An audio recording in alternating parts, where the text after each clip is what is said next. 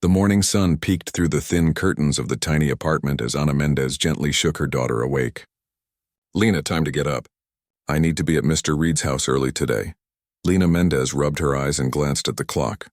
5:30 a.m. Most 19-year-olds would groan and pull the covers over their head. But Lena had been her mother's early morning shadow since she was 12. She swung her legs over the side of the bed and stretched. "The big charity thing is tonight, right?" she asked, her voice still rough with sleep. Anna nodded while tying her hair back. "Yes, and Mr. Reed wants everything perfect. Extra pay for me, though." She smiled, but Lena could see the tiredness behind her eyes. 7 years of cleaning the Reed mansion had etched permanent lines of exhaustion into her mother's face. Their morning routine moved like clockwork. A quick breakfast of toast and eggs, packing lunch for Anna, and then the 30-minute bus ride to Hillcrest Heights, where houses looked more like small hotels than homes. Lena usually used this time to review her music theory notes. Today she was memorizing finger positions for a particularly difficult piece she'd been working on for months. "You have classes until 3, right?" Anna asked as they approached the tall iron gates of the Reed estate. "Yeah, but I was thinking I could come help you after. The extra hands might get you home earlier." Anna started to protest, but then nodded gratefully. "Okay, use the service entrance when you come. And remember, stay invisible, be respectful, don't touch anything I'm not cleaning," Lena finished with a small smile. "I know, Mom." They parted at the gate, Anna heading to the staff entrance while Lena continued to the bus stop that would take her to Westlake Community College. The music department wasn't fancy, but they had decent pianos and one professor, Dr. Chen, who believed in Lena's talent enough to give her occasional free lessons. Classes that day seemed to drag. Theory, composition, history. Usually Lena drank it all in eagerly. But today her mind kept wandering to the piece she'd been practicing. Rachmaninoff's Piano Concerto No. 3 was ambitious for someone at her level, but Dr. Chen had insisted she was ready. "Technical skill can be taught to many," he'd told her, "but you play with your soul. That cannot be taught." After her last class, Lena caught the bus back to Hillcrest Heights. The Reed mansion stood like a mountain of glass and stone against the afternoon sky. She made her way around to the service entrance where the head housekeeper, Mrs. Patel, greeted her with a nod. "Your mother is upstairs finishing the guest rooms," she said, handing Lena a cleaning apron. "We're behind schedule because Mr. Reed decided this morning that all the crystal needs polishing." For the next 3 hours, Lena helped her mother and the other staff prepare for the evening's event. She dusted priceless artwork, polished silver, and arranged fresh flowers according to the party planner's strict instructions.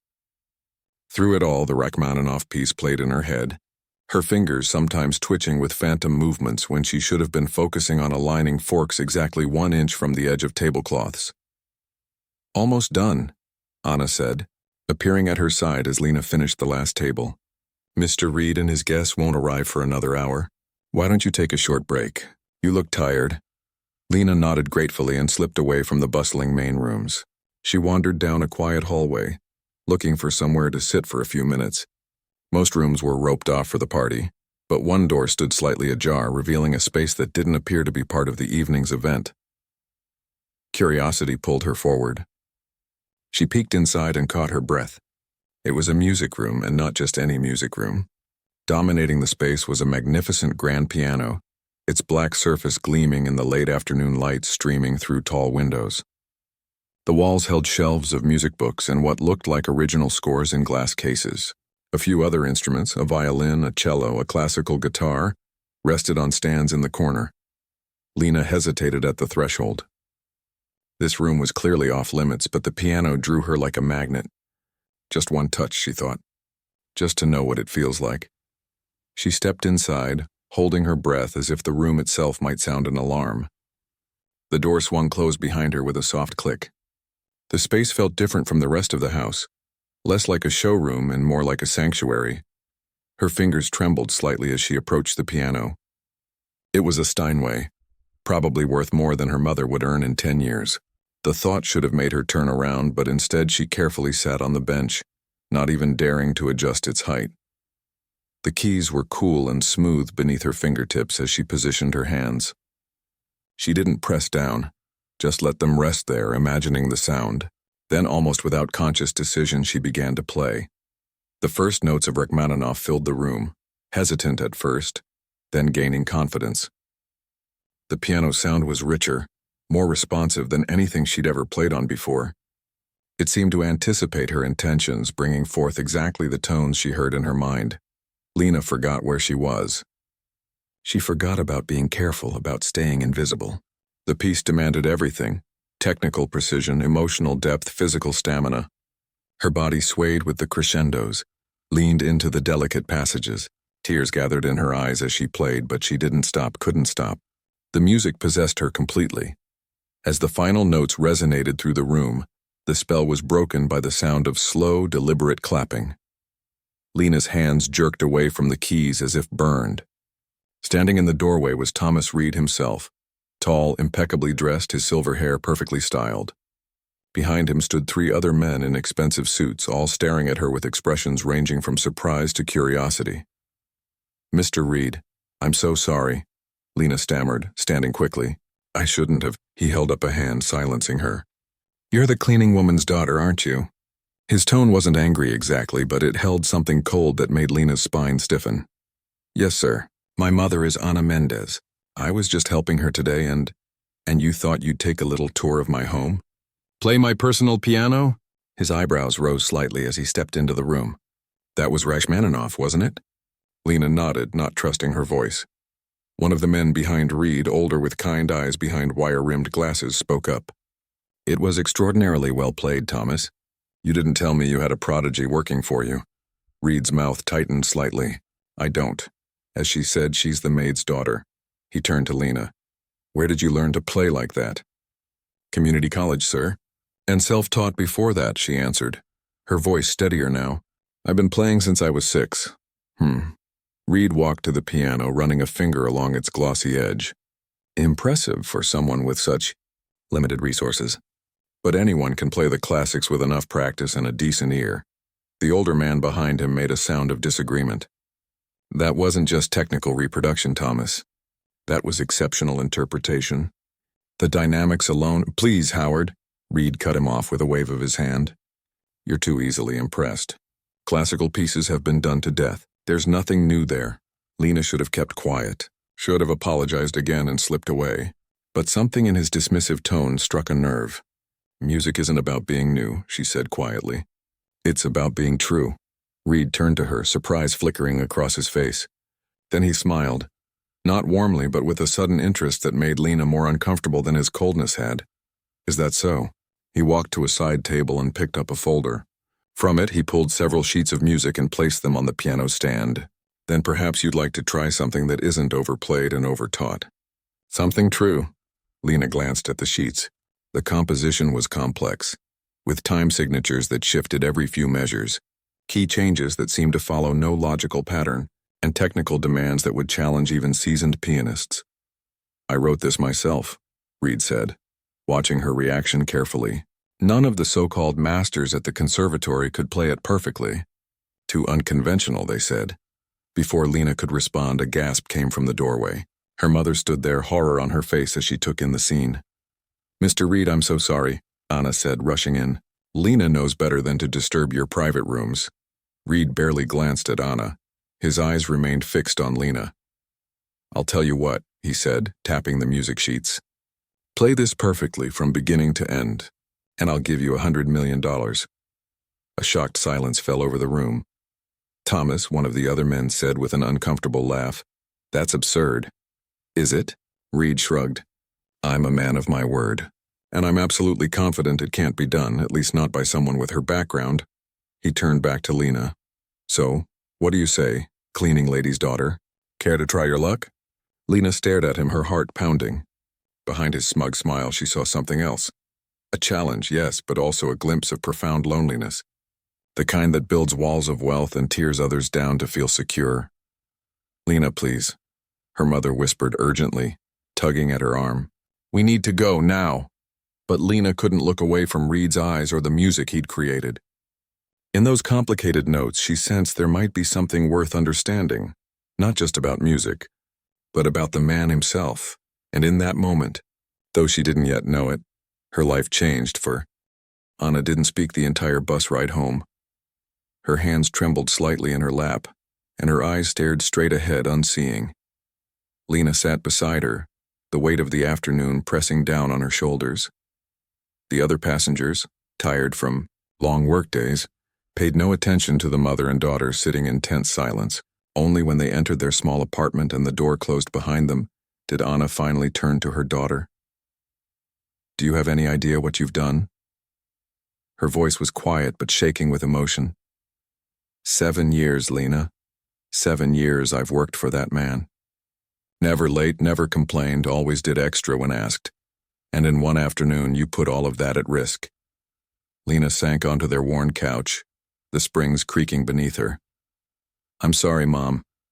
I didn't mean to touch his piano. It just happened. Things don't just happen, Lena.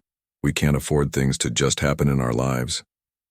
Anna paced the small living room, 5 steps one way, 5 steps back. "Mr. Reed isn't known for his forgiveness or his kindness." "He wasn't going to fire you," Lena said. If anything, he seemed more amused than angry. "Amused?" Anna stopped pacing. "Thomas Reed doesn't get amused.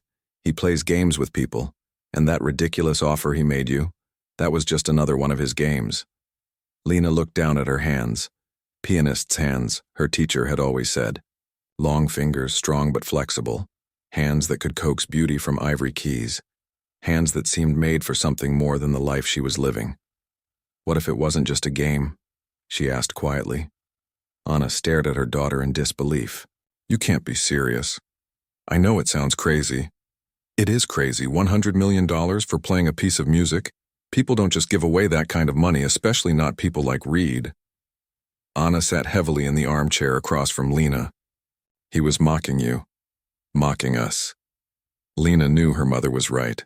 The logical part of her brain understood perfectly well that Thomas Reed had no intention of ever paying that money. The challenge was designed to be impossible.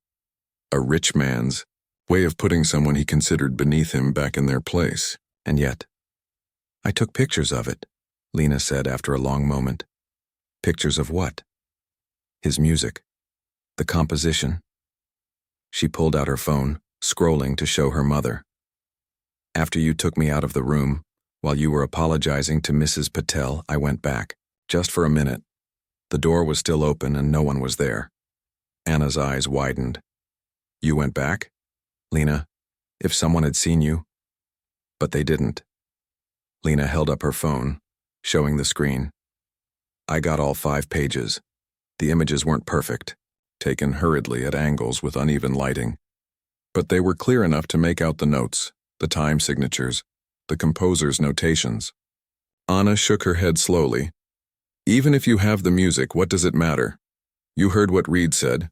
Professional musicians couldn't play it perfectly. How could you?" It was a fair question. Lena was talented, yes, but largely self-taught until community college. She had no formal conservatory training, no years of rigorous classical education. "I don't know if I can," she admitted, "but I want to try." "Why? To prove something to a rich man who will never see you as anything but the help's daughter?" Lena looked at her mother, really looked at her. The premature lines around her eyes, the roughness of her hands, the slight stoop to her shoulders from years of bending over other people's messes. "No," she said softly. "To prove something to myself." The next morning, Lena woke before her alarm. She copied Reed's composition into her music notebook, squinting at the photos, trying to capture every detail accurately. By the time Anna woke up, she had filled nearly 10 pages. Over breakfast, instant oatmeal today to save money. Anna watched her daughter with worried eyes. Mrs. Patel called. She said Mr. Reed told her I could keep my job, but that you are not to come to the house again. Lena nodded, having expected as much. "That's fair," she also said. Anna hesitated, stirring her oatmeal without eating it. She said Mr. Reed mentioned his offer to her, about the music and the money. Lena looked up sharply. "What did he say?" "That he's willing to honor it. If you can play his composition perfectly, he'll pay the money as promised. But there would be conditions. A flutter of something. Hope, fear, excitement. rose in Lena's chest. What conditions? A public performance. 3 months from now, with judges, real musicians, to determine if you've met his standard of perfect. Anna put down her spoon. And Lena? Mrs. Patel said he laughed when he told her, like it was the funniest joke he'd ever heard. Of course he had laughed. To him this was entertainment, watching someone scramble for a prize that was never meant to be won. The modern equivalent of a king amusing himself with the struggles of peasants. 3 months, Lena repeated, doing quick mental math. Fall semester would be starting soon. She'd have classes, her part-time job at the coffee shop, and now this impossible challenge. I need to talk to Dr. Chen. Her music professor listened carefully as Lena explained the situation later that day, his office cramped with books and old vinyl records.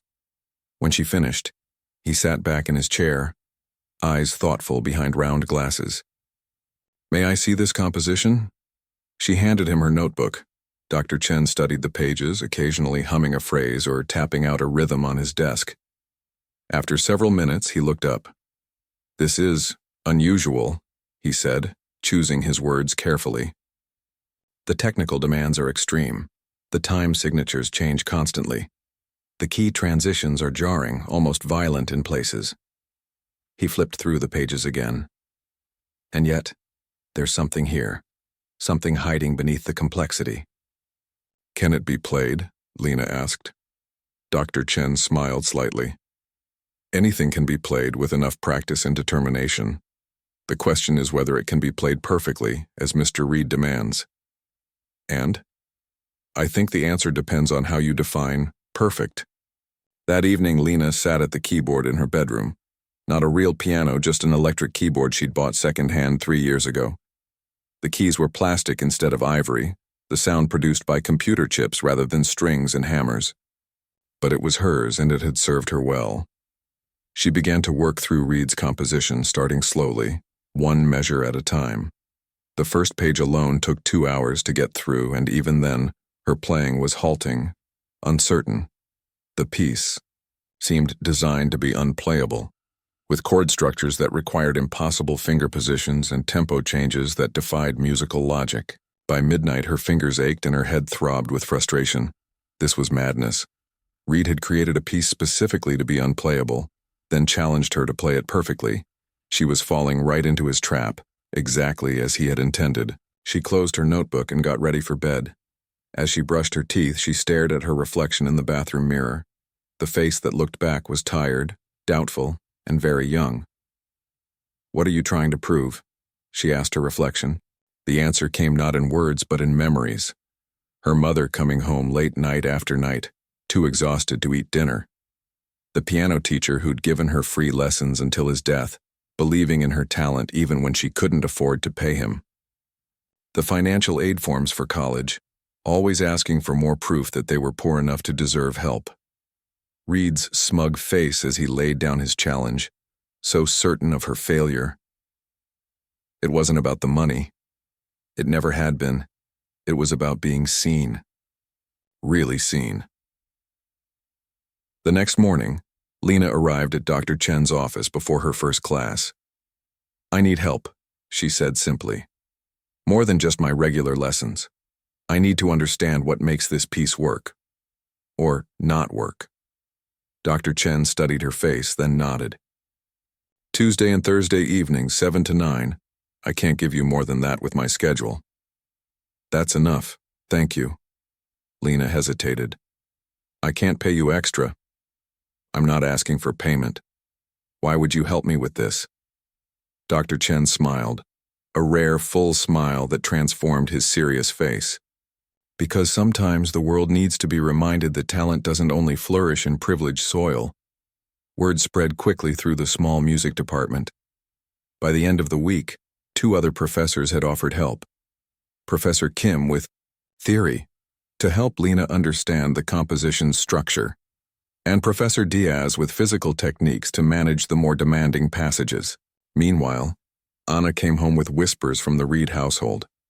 Apparently, Thomas Reed had mentioned the challenge to some influential friends, who found it amusing. Then someone, no one knew who, had leaked it to social media. A video, Clip of Lena playing Rachmaninoff, secretly recorded on someone's phone during Reed's party, began circulating online. "Is this real?" asked a comment beneath the video. Did some billionaire really challenge a maid's daughter to play his unplayable music for $100 million? The story grew, twisted, evolved. Some versions painted Reed as a generous patron offering opportunity. Others depicted him as a villain setting up an elaborate public humiliation. Lena ignored it all, focusing instead on the music itself. Slowly, laboriously, she began to unravel Reed's composition. What had initially seemed like chaotic complexity gradually revealed patterns. The piece wasn't unplayable. It was a puzzle, a deliberate challenge of technique and understanding. "It's like he's daring the pianist to find the hidden melody," she explained to Dr. Chen one evening, 3 weeks into their special sessions. "There's a theme buried in here, but he's surrounded it with so many technical obstacles. And what does that tell you about the composer?" Dr. Chen asked. Lena thought about Thomas Reed with his cold eyes and perfect suits and walls of wealth. That he's hiding too. As September turned to October, Lena's life fell into a grueling rhythm. Classes in the morning, work at the coffee shop in the afternoon, practice with her professors in the evening, more practice alone late into the night. She slept little, ate whatever was quick and cheap, and played until her fingers cramped and her back screamed in protest. Anna worried, bringing her tea and pain relievers, urging her to rest. "This isn't worth your health, Lena." But Lena couldn't stop. The music had become a challenge she needed to meet, not for Reed's money, but for herself. Something was happening as she played. She was beginning to hear not just notes, but intention, to feel not just rhythm, but meaning. She was beginning to understand Thomas Reed, and the understanding made her more determined than ever to play his unplayable music. Not his way. But hers. November arrived with biting winds and early darkness. Lena pulled her thin jacket tighter around herself as she hurried from the bus stop to the community center where she now practiced daily. The college had generously offered her after-hours access to their grand piano, but the maintenance staff complained about the late nights, so Dr. Chen had arranged an alternative. "You're early today," said Hector, the elderly janitor who had taken to waiting for her arrival before leaving for the day. He handed her the key with a gentle smile. "Careful not to work too hard, young lady. Even Mozart had to rest sometimes." Lena thanked him, touched by his kindness. Over the past weeks, she'd discovered an unexpected support network forming around her. The barista at the coffee shop near campus saved day-old pastries for her, knowing she often forgot to eat. Fellow music students offered to take notes in classes she missed. Even Mrs. Patel had secretly sent a message through Anna. "He's watching your progress. Don't let him see you stumble." Inside the practice room, Lena unwrapped her scarf and sat at the piano, not as grand as Reed's Steinway, but a decent instrument with good action and resonance. She placed Reed's composition on the stand, the pages now dog-eared and marked with her notes in multiple colored pens. She was halfway through the piece now, able to play the first 3 pages with reasonable fluency, though still nowhere near what anyone would call perfect. The 4th and 5th pages remained daunting mountains to climb. Her phone buzzed with a text from her mother. "Dinner in fridge. Don't stay out past 11, love you." Lena smiled, sent a quick reply, then began her warm-up exercises. As her fingers moved through familiar patterns, her mind drifted to the strange journey of the past 6 weeks. The story of Reed's challenge had grown legs, running far beyond anything she could have imagined. Local news had picked it up first. Billionaire's $100 million musical dare to college student, followed by music blogs and social media. Just last week, a reporter had approached her after class asking for an interview. Lena had declined, unsure what to say. How could she explain that what had started as a rich man's mockery had become something deeply personal, that the money, outrageous as the sum was, had become secondary to the music itself? She finished her warm-ups and began working on the 4th page, a section so technically demanding that Professor Diaz had suggested she break it down into 8-measure segments and practice each one separately for days before attempting to connect them. "The problem isn't just the notes," he had explained, demonstrating a particularly difficult sequence. "It's the transitions between passages. Reed has created a piece where your hands must essentially move in opposite directions at different speeds while maintaining independent rhythms. It's like trying to pat your head rub your stomach, and tap dance at the same time. 2 hours into practice, Lena's shoulders ached, and her right hand had developed a slight tremor. She stood, stretched, and walked around the small room to restore circulation. On impulse, she pulled out her phone and searched for news about Thomas Reid. The top result was from just that morning. Tech billionaire Reid announces public concert event for a 100 Mounters challenge.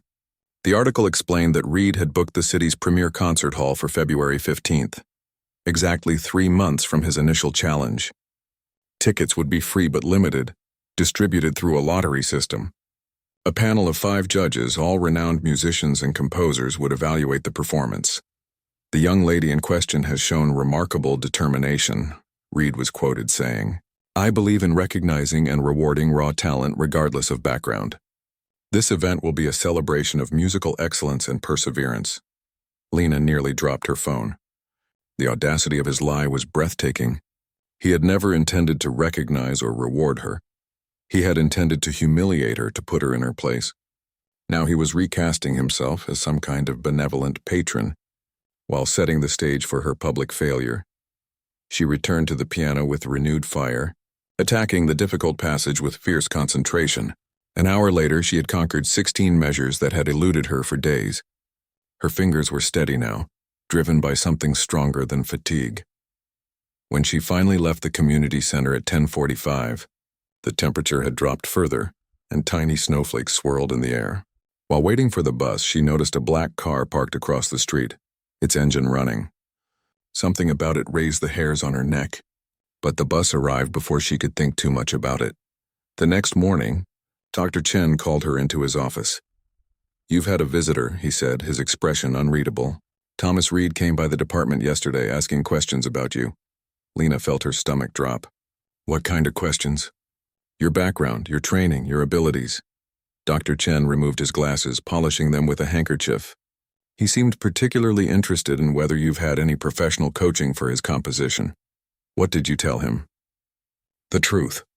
That you're one of the most gifted pianists I've encountered in 30 years of teaching, and that you're working diligently on his piece with guidance from several faculty members who believe in your potential. Lena swallowed hard. He's worried I might actually do it, isn't he? Dr. Chen replaced his glasses, his eyes kind but serious. I believe he's beginning to consider that possibility, yes.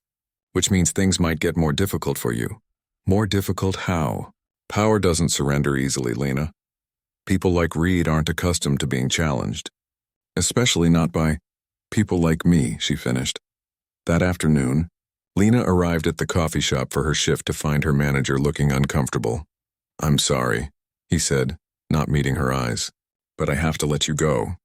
What? Why? He handed her an envelope with her final paycheck. Business decision. Nothing personal.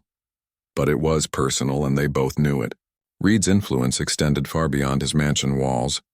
He owned shares in the coffee shop's parent company, as he did in dozens of businesses throughout the city. That night, Lena told her mother what had happened. This is getting dangerous, Anna said, worry lines deepening around her eyes. First the car following you, now this. Reid is sending a message. Lena looked up sharply. What car? Anna hesitated. Mrs. Patel mentioned that Reid hired someone to keep tabs on you. To make sure you're not getting unfair advantages for the challenge. You mean he's having me followed? Anger flared hot in Lena's chest. That's not about fairness, that's intimidation. Exactly why you should walk away from this, Anna pressed. The challenge was never fair to begin with, and now it's becoming a threat to our livelihood. Lena was silent for a long moment. She thought about the hours of practice, the progress she'd made, the music she was beginning to understand on a level beyond mere notes on a page. She thought about Reid's smug certainty that she would fail, or give up. I can't quit now, she said finally. But you shouldn't suffer for my decision. If he fires you because of me, he won't, Anna said with quiet dignity. I'm too good at my job, and he knows it. Mrs. Patel told him last week that if I go, she goes too, and finding a new head housekeeper who'll put up with his demands would be difficult even for him. Lena hugged her mother tightly. When did you become so brave? Anna laughed softly. I've always been brave. How do you think we survived after your father left? But watching you stand up to Reid, maybe you've made me a little braver too. 2 days later, a package arrived at their apartment. A keyboard, far nicer than Lena's second-hand one, with weighted keys that mimicked the feel of a real piano. There was no note, no indication who it came from, but Lena suspected Dr. Chen had rallied the music department faculty to help replace her lost income. The gesture moved her deeply, but more important than the keyboard was the message behind it. She wasn't alone in this fight. As December approached, Lena established a new routine. Mornings at the community center practice room, afternoons studying with her professors, evenings working on Reed's composition on her new keyboard with headphones so her mother could sleep. She applied for additional financial aid to cover the loss of her coffee shop income and picked up occasional babysitting jobs on weekends. The black car continued to appear wherever she went, outside the community center, near campus, sometimes even on her street. Reed was watching her, waiting for her to crack under the pressure. But something unexpected was happening instead. The more Reed pushed, the more determined Lena became. The composition that had once seemed impossible was slowly yielding to her persistence. She could play the first 4 pages now with growing confidence and had begun to tackle the final page. More surprising was how her understanding of the music itself had evolved. What had initially seemed like chaotic complexity for its own sake had revealed itself as something else entirely, a piece about struggle, about beauty fighting to be heard through layers of technical difficulty. There was emotion buried in Reed's composition, raw and real, beneath the cold mathematical precision of its structure. He's not just showing off his technical knowledge, she explained to Dr. Chen during one of their sessions. He's saying something with this piece, something about how hard it is to be heard, to be understood. Dr. Chen nodded thoughtfully. And what will you say when you play it? It was a question Lena had been pondering for weeks. Reed wanted perfect technical execution, notes played exactly as written. But music had never been just about hitting the right keys in the right order. It was about communication, about reaching beyond the notes to touch something deeper. I think, she said slowly, I'm going to say that I hear him, not just his composition, but what's behind it. And maybe I'll add something of my own too. Dr. Chen's eyes crinkled with approval. Now you're thinking like an artist, not just a pianist. By mid-December, word of the challenge had spread further than anyone could have predicted. A popular music YouTuber did a segment on it, analyzing the snippets of Reed's composition that had leaked online, declaring it deliberately designed to be unplayable. A crowdfunding campaign appeared, started by strangers who wanted to support Lena regardless of the challenge's outcome. Through it all, Lena kept her head down and her fingers moving across the keys. The piece was taking shape under her hands, becoming not just a series of notes but a cohesive whole with meaning and purpose. She wasn't just playing Reed's composition anymore, she was interpreting it, bringing her own understanding to its complex passages. And somewhere in that process, fear had given way to something else, a quiet confidence that grew stronger with each practice session. The $100 million was still an impossible sum, a number too large to comprehend. But the music? The music was becoming possible. 2 months down, 1 to go. January brought biting cold and a strange, unexpected warmth. As the performance date drew closer, Lena found herself at the center of a growing wave of public support. The crowdfunding campaign had reached $30,000, money set aside in case Reed refused to pay, though everyone knew even that amount was a tiny fraction of what he had promised. More meaningful than the money were the messages that came with it. People from around the country, many of them musicians or students like herself, sent words of encouragement. Some shared their own stories of struggling against seemingly impossible odds. A few sent recordings of themselves attempting to play small sections of Reed's composition based on the leaked fragments, always with notes like, "I can't imagine doing the whole thing. You're incredible for even trying." Lena saved these messages, reading them during moments of doubt when her fingers cramped or a particularly difficult passage seemed determined to resist mastery. They reminded her that this challenge had become something larger than a rich man's mockery or her own personal quest. It had come to represent something about hope, about daring to attempt the impossible. The final page of Reed's composition remained her greatest obstacle. While she could play the rest with growing confidence, the conclusion contained a section so technically demanding that Professor Diaz had initially declared it physically impossible for human hands.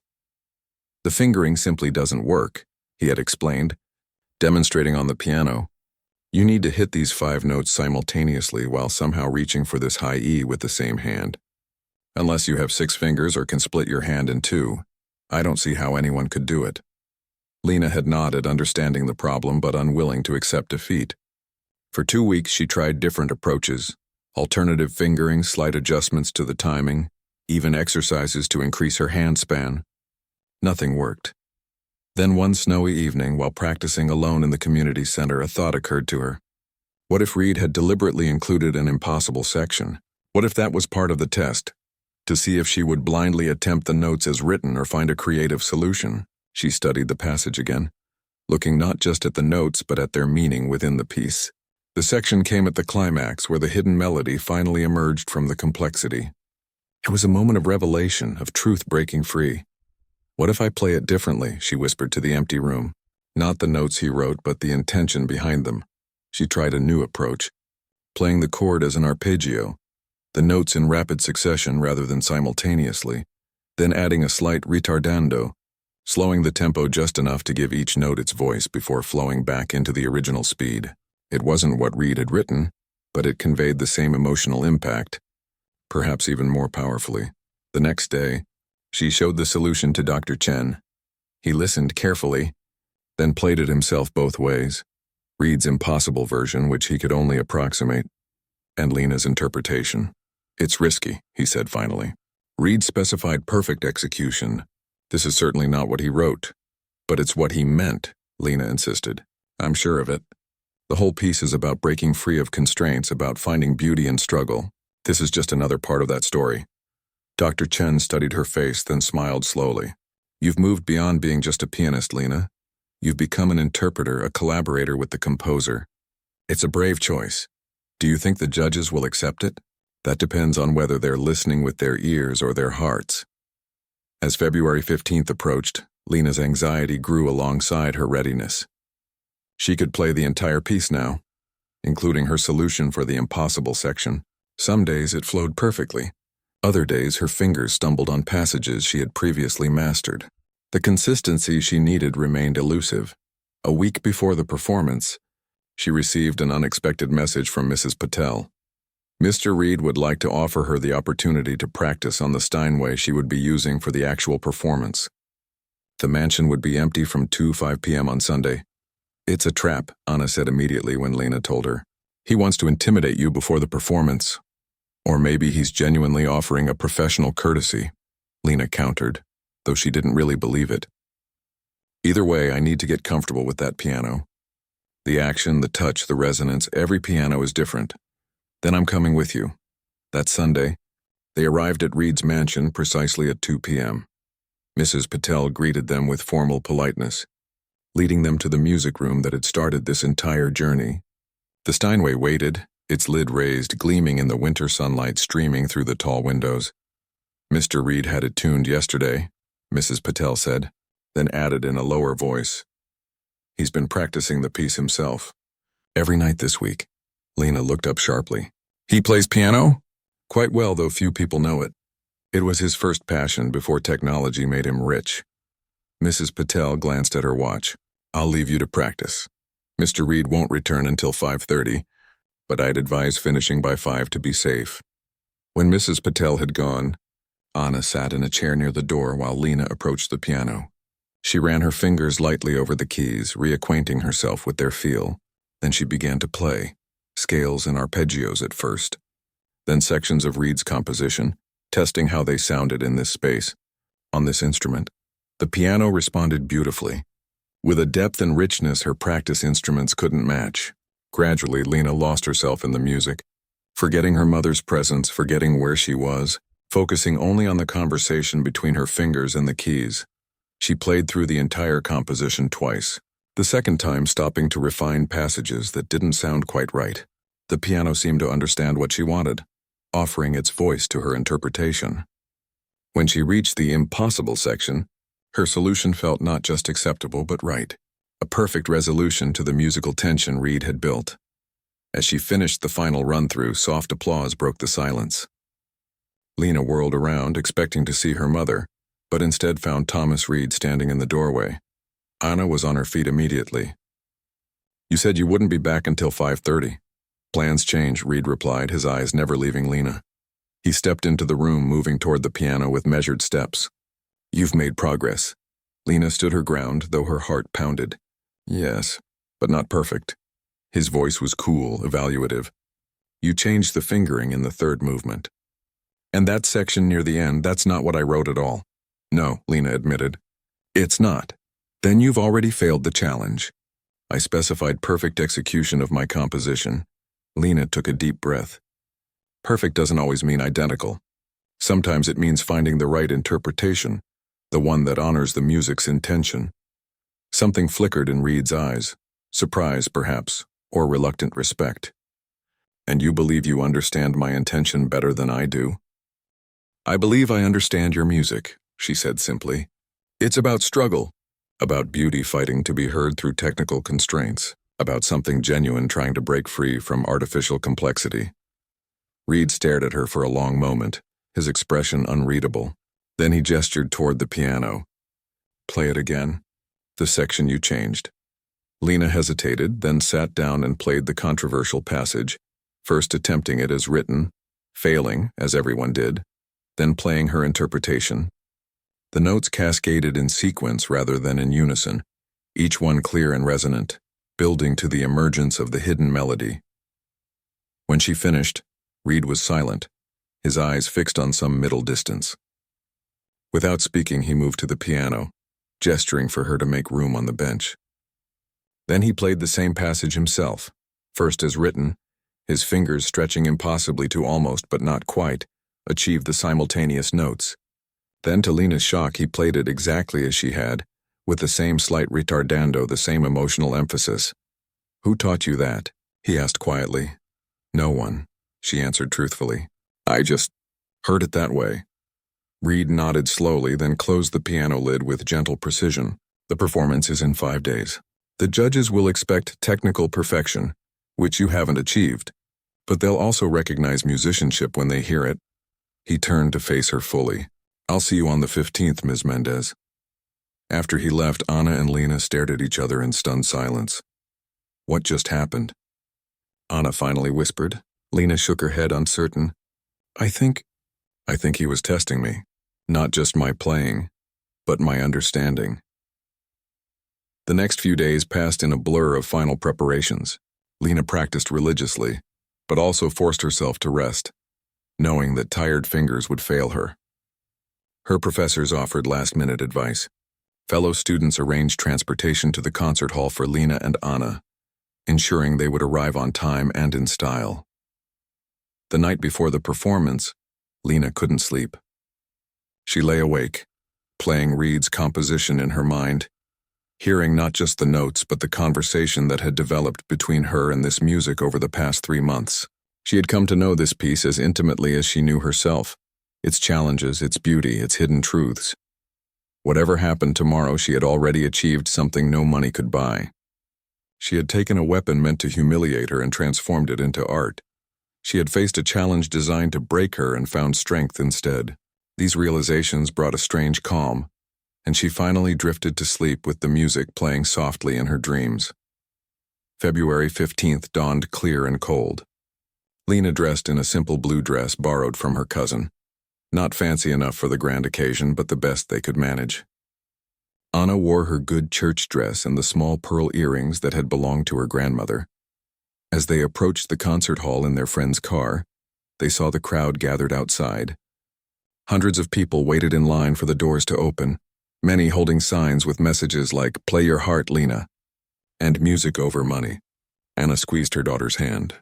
"Whatever happens in there, I'm already so proud of you." Lena nodded, her throat too tight for words. They were led through a side entrance to a small green room where she could warm up. A staff member informed them that the hall was filled to capacity, with over 2,000 people in attendance. The 5 judges, renowned musicians all, were seated in the front row alongside Thomas Reed. At precisely 7 p.m., Lena was escorted to the stage. The bright lights momentarily blinded her, but as her eyes adjusted, she could make out the sea of faces watching her with anticipation. The Steinway waited at center stage, spotlit and gleaming. She took her place on the bench, adjusted her position, and looked out at the audience. Somewhere in that darkness sat her mother, her teachers, and the man who had started all of this with a casual mockery. She closed her eyes, took a deep breath, and placed her hands on the keys. The moment of truth had arrived. As Lena's fingers touched the keys, the concert hall fell into perfect silence. 2,000 people held their breath, waiting. Among them sat her mother, hands clasped tightly in prayer, her professors leaning forward in anticipation, and Thomas Reed himself, his face unreadable in the shadowy front row. The first notes rose from the piano, crisp and clear in the perfect acoustics. Lena began cautiously, focusing on accuracy, fighting the trembling in her hands. But by the end of the first page, something shifted inside her. The nervousness faded, replaced by a deep focus that seemed to expand beyond the stage, beyond the watchful eyes, until there was only herself and the music. She played the second movement with growing confidence, her fingers finding their way through the complex patterns as naturally as water finds its path downhill. The piece was no longer just notes on a page, but a living entity that moved through her, each phrase connecting to the next with inevitable logic. In the audience, people who understood music began to exchange glances of wonder. This was no mere technical exercise, but an interpretation that brought meaning to Reed's deliberate complexity. The hidden melody that ran beneath the surface, the one Lena had discovered during her months of practice, began to emerge like a silver thread winding through a tapestry. By the third movement, Lena was no longer thinking about the challenge or the money or even the audience. She was having a conversation with the music itself, responding to its questions, leaning into its tensions, celebrating its resolutions. Her body swayed slightly as she played, her face reflecting the emotional journey of the composition. In the front row, one of the judges, an elderly woman who had performed with the world's greatest orchestras, wiped a tear from her eye. Beside her, another judge scribbled furious notes, his pen barely keeping pace with his thoughts. And Thomas Reed sat perfectly still, his eyes never leaving Lena's hands. As she approached the controversial passage, the impossible section, a small murmur ran through the musically educated portion of the audience. They knew what was coming, had heard about this technically unplayable moment. Lena took a deep breath, allowing herself a split second longer than usual before beginning. Then she played her solution, the arpeggio with its slight ritardando, giving voice to each note before flowing back into tempo. The effect was breathtaking, like watching someone transform an obstacle into a thing of beauty. The melody soared free, more powerful for having struggled to emerge. Lena glanced quickly at the judges. 4 of them were leaning forward, expressions ranging from surprise to admiration. The 5th, a famously traditional composer, frowned slightly, making a note on his pad. Reed's face remained impassive, but his eyes had narrowed, focusing with laser intensity on her hands. Lena continued into the final movement, gathering momentum, building toward the conclusion. Her arms felt light now, her fingers sure and strong. The final page, which had once seemed an insurmountable challenge, now flowed from her as naturally as breathing. When she struck the last chord, letting it resonate through the perfect acoustics of the hall, she held perfectly still, not breaking the spell until the sound had completely faded. For a moment, there was absolute silence, then the audience erupted. People leapt to their feet, applauding with the kind of genuine enthusiasm that cannot be faked or prompted. Cheers and whistles filled the air. Someone shouted, "Brava!" from the balcony, and the cry was taken up by others. Lena rose shakily from the bench, overwhelmed by the response. She looked automatically to her mother, finding Anna standing with both hands pressed to her mouth, tears streaming down her face. The applause continued for nearly 3 minutes, showing no signs of fading. Finally, one of the concert hall staff approached the judges' table and handed a microphone to the head judge, a renowned pianist and educator named Dr. Rosario. The audience quieted as she stood. "Ladies and gentlemen, the judges will now confer. Please remain seated." The 5 judges huddled together, speaking in low, intense voices. Twice the traditional composer gestured emphatically, his face tight with disagreement. The others shook their heads, apparently overruling him. After about 5 minutes, they straightened and nodded to each other. Dr. Rosario returned to the microphone. "I speak for the majority of the panel when I say we have witnessed an extraordinary performance. Tonight, the crowd began to applaud again but quieted when she raised her hand. Ms. Mendez played with technical prowess that would be remarkable in a pianist with twice her years of training. But more importantly, she played with profound musical understanding. She found the heart of this composition and gave it voice. Dr. Rosario turned slightly toward Reed. While one member of our panel believes the deviation from the written score in the fourth movement constitutes a technical imperfection, the majority view is that Ms. Mendez's interpretation honors the deeper intentions of the piece. Music is not merely notes on a page, but a living art form that exists in the relationship between composer, performer, and audience. She turned back to the full audience. Our judgment, by a vote of 4-1, is that Lina Mendez has successfully completed the challenge set before her, not with cold perfection, but with something far more valuable, genuine artistry. The audience exploded again, louder than before. People stamped their feet and whistled. Someone started chanting, "Lena, Lena," until half the hall joined. Through it all, Thomas Reed remained seated, his expression unreadable.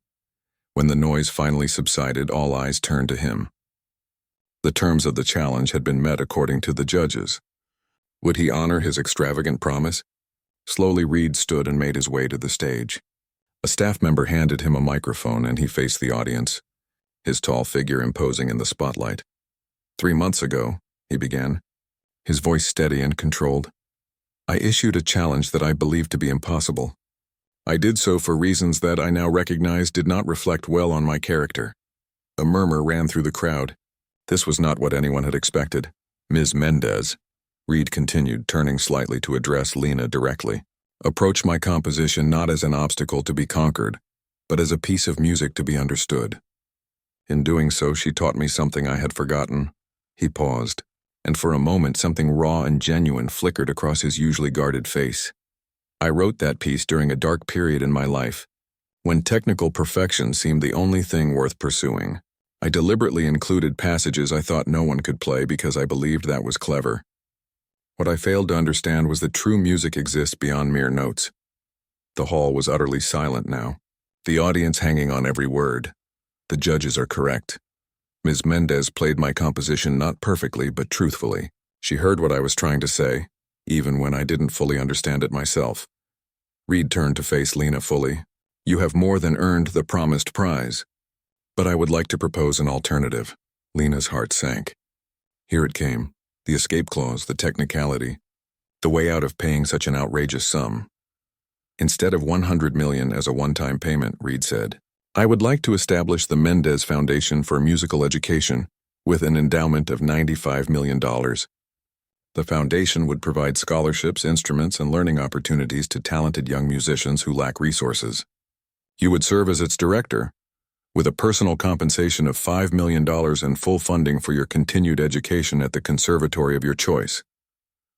A collective gasp went through the audience. This wasn't an escape, it was something more meaningful. Reed continued, his voice softer now. Your talent deserves nurturing, Ms. Mendez. But more importantly, your understanding of what music truly is deserves to be shared with others like yourself, those who might never get the chance without help. Will you accept? For a moment, Lina couldn't speak. The enormity of what was being offered, not just money but purpose, legacy, opportunity, overwhelmed her. She looked to her mother, who was nodding through her tears. Yes, Lina finally said, her voice catching. Yes, I accept. The audience broke into applause once more, but Lina barely heard it. She was looking at Thomas Reed, really seeing him perhaps for the first time, not as the arrogant billionaire who had mocked her, but as a man who had somehow been changed by her music, just as she had been changed by his. He held out his hand and she took it. A simple gesture, but one loaded with meaning, acknowledgement, respect, perhaps even the beginning of understanding. Later, as reporters clamored for statements and well-wishers surrounded her, Lina found a quiet moment with her mother. Did you ever imagine it would end like this? Anna asked, still dazed by the evening's events. Lina shook her head. Not even close. What made you keep going all those months? Even when it seemed impossible? Lina thought about it, remembering the late nights, the aching fingers, the moments of doubt and frustration. She thought about Reed's smug certainty and her own determination to prove him wrong. But most of all, she thought about the music itself. How it had spoken to her, challenged her, changed her. "I think," she said slowly, "I just needed to finish the conversation." Anna looked puzzled. "What conversation?" Lena smiled, looking back toward the stage where the piano still stood in the spotlight. "The one between me and the music, between what was written and what was possible." She squeezed her mother's hand. "Sometimes the most important things we do aren't about proving others wrong, but about proving ourselves right." As they left the concert hall that night, stepping out into the cold February air, Lena looked up at the stars twinkling in the clear sky. The future that had once seemed so limited now stretched before her, full of possibilities she had never dared to imagine, all because she had sat down at a piano she wasn't supposed to touch and played music that wasn't meant to be heard. All because she had accepted an impossible challenge and found within it something possible after all.